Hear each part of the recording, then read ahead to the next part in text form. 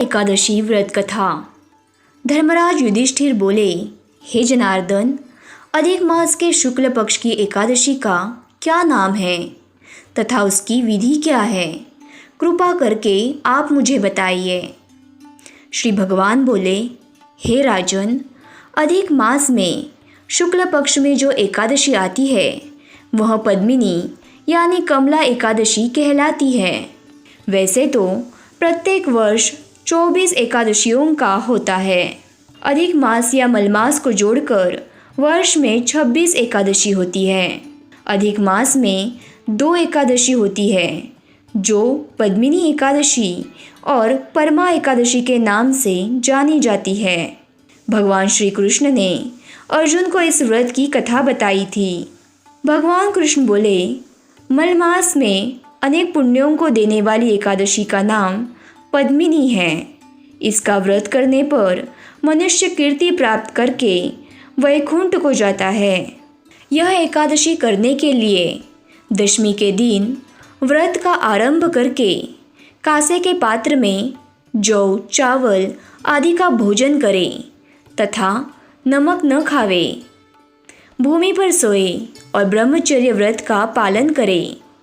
एकादशी के दिन ब्रह्म मुहूर्त में शौच आदि से निवृत्त होकर दंत धावन करे और जल के 12 कुल्ले करके शुद्ध हो जाए। सूर्य उदय होने के पूर्व उत्तम तीर्थ में स्नान करने जाए।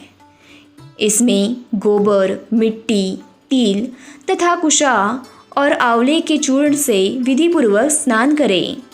श्वेत वस्त्र धारण करके भगवान विष्णु के मंदिर जाकर पूजा अर्चना करें। हे मुनिवर, पूर्व काल में त्रेता युग में हय नामक राजा के वंश में कृतवीर्य नाम का राजा महिष्मतीपुरी में राज्य करता था।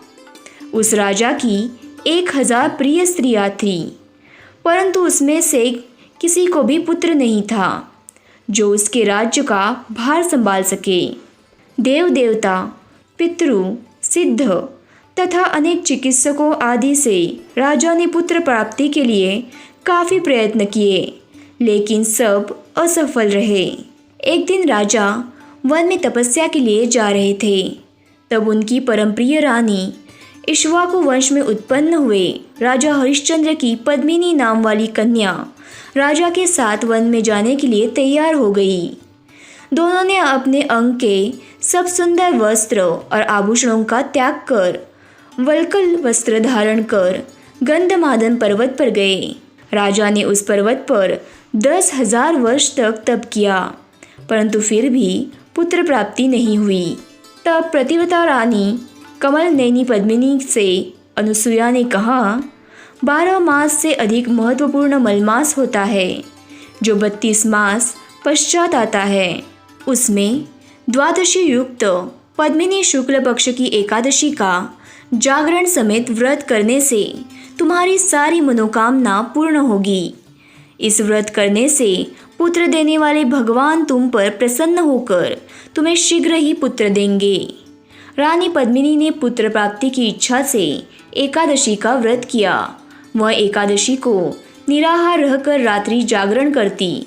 इस व्रत से प्रसन्न होकर भगवान विष्णु ने उन्हें पुत्र प्राप्ति का वरदान दिया। इसी के प्रभाव से पद्मिनी के घर कार्तिवीर्य उत्पन्न हुए जो बलवान थे और उनके समान तीनों लोक में कोई बलवान नहीं था। तीनों लोकों में भगवान के सिवा उनको जीतने का सामर्थ्य किसी में नहीं था। हे नारद, जिन मनुष्यों ने मलमास शुक्ल पक्ष एकादशी का व्रत किया है, जो संपूर्ण कथा को पढ़ते या सुनते हैं, वे भी यश के भागी होकर विष्णु लोक को प्राप्त होते हैं। ऐसी है पद्मिनी एकादशी की महानता।